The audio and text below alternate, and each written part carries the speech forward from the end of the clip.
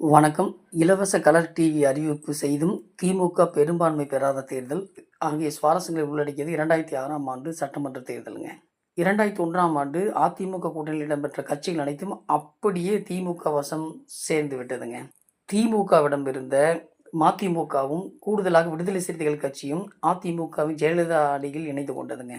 புதிதாக கட்சி துவங்கிய விஜயகாந்த் அவர்கள் தனித்தே களம் கண்டாருங்க. 8% வாக்குகள் பெற்று விஜயகாந்த் விருத்தாசலம் தொகுதியில் வெற்றி பெற்றாருங்க. இலவச கலர் டிவி அறிவித்தும் கூட கருணாநிதி அவர்களால் தனிப்பெரும்பான்மையுடன் ஆட்சி அமைக்க முடியவில்லைங்க. கூட்டணி கட்சிகளின் ஆதரவோடு 5 ஆண்டுகளை நிறைவு செய்தாருங்க. இதில் ஆச்சரியம் என்னவென்றால் திமுகவின் வாக்குகளை விட அதிமுக கூடுதலாக 5-6% வாக்குகள் பெற்று தனி முத்திரை பதித்ததுங்க. இது போன்றதொரு முத்திரையை ஏற்படுத்த தமிழக வெற்றிக் கழகத்தின் விஜய் அவர்கள் முயற்சி எடுப்பாரா?